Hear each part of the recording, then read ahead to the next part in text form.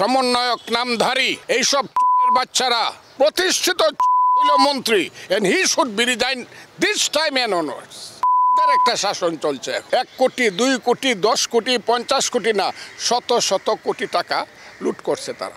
এরা বলে এনসিপি, অনেকে বলে এই পার্টি ক্রিমিনাল পার্টি। আমি এটা বলতে চাই, এটা হলো ন্যাশনাল চিলড্রেন পার্টি। তারা আমার সন্তান, তাদের সাহসিকতাকে আমি স্যালিউট করি। আরেকটি বিষয় জানতে চাই, আপনি বলছিলেন যে 24-এর যে ছাত্র জনতার আন্দোলন, যে আন্দোলনে স্বৈরাচার মূলত দেশ থেকে পালিয়ে গেছে, অনেক প্রাণের বিনিময়ে এই অর্জন হয়েছে, কিন্তু সেই জুলাই গণহত্যার বিচার কিন্তু এখন পর্যন্ত এই সরকার কতটুকু করতে পেরেছে, আপনি সন্তুষ্ট কিনা? হাসিনা সরকার এবং তার সরকারের আদেশে যারা হত্যাকাণ্ড ঘটিয়েছে দ্রুত তাদের বিচার হোক, এটা আমি চাই। কিন্তু আমি এটা চাই না নিরপরাধ মানুষ। আজকে দেখলাম জনাব আসিফ নজরুল 9 মাস পরে হুশ ফিরছে। হুশ আরও ফিরবে মিস্টার আসিফ নজরুল, যে হাজার হাজার মানুষকে বিনা কারণে আসামি করা হচ্ছে। এই যে বিনা কারণে আসামি দিয়া এই যে বাচ্চারা, আমি আবারও বলছি, সমন্বয়ক নামধারী এইসব বাচ্চারা এখন নতুন রাজনৈতিক দল হয়েছে। এইসব পারের বাচ্চারা যারা মানুষের কাছ থেকে কোটি কোটি টাকা তুলছে, এটা কিন্তু এই দেশকে ধ্বংস করে দিচ্ছে। বিচার বিভাগ কেন এটার দিকে লক্ষ্য করে না? মন্ত্রিসভা কেন এটার দিকে লক্ষ্য করে না? স্বরাষ্ট্র মন্ত্রণালয়। বাংলাদেশ তো মিথ্যা মামলায় ধ্বংস হয়ে যাচ্ছে। এখান থেকে বাংলাদেশ বেরিয়ে আসা উচিত, আর সত্য মামলা যেগুলো হয়েছে দ্রুত তার বিচার হওয়া উচিত। আমি তো এটা ক্লিয়ারলি বলি।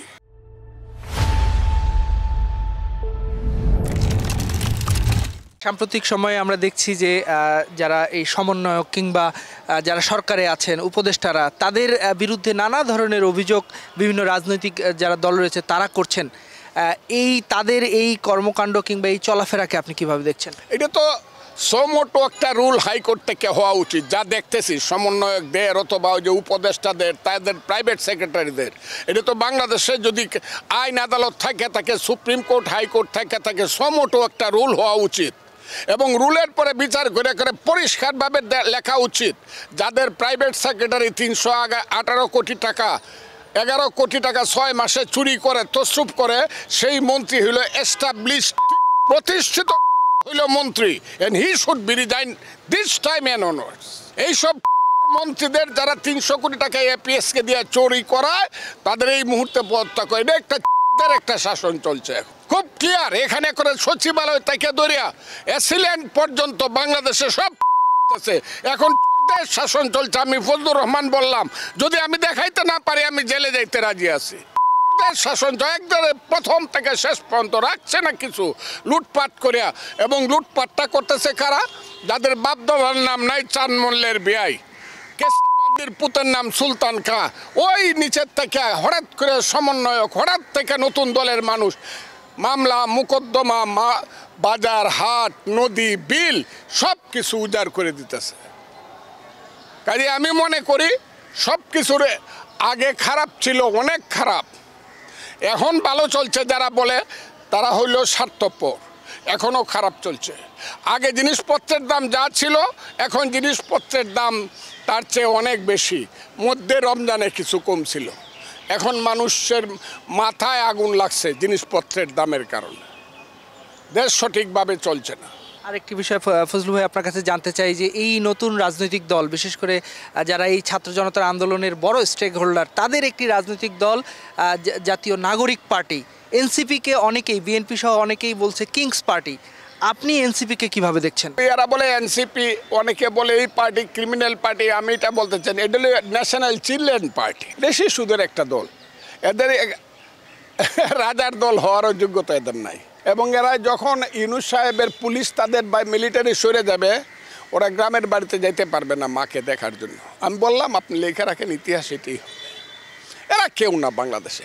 এবং এরা ইলেকশন করলে একটা মেম্বার যা ভোট পায় ইউনিয়ন পরিষদে, সেই মেম্বারের ভোট কেউ পাবে না।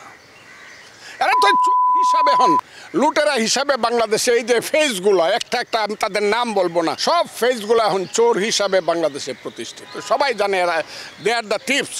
1 কোটি 2 কোটি 10 কোটি 50 কোটি না, শত শত কোটি টাকা লুট করছে তারা, এবং এটার প্রমাণ মানুষ মনে করে আসে। সিনিয়র আইনজীবী হিসেবে তাদের উদ্দেশ্যে কোনো পরামর্শ আছে কিনা, বা সিনিয়র রাজনীতিবিদ হিসেবে? আমার সিনিয়র আইনজীবী এবং রাজনীতিবিদ, তাদের তোমরা বাবারা আমার সন্তান, তারা আমার সন্তান, তাদের সাহসিকতাকে আমি স্যালিউট করি।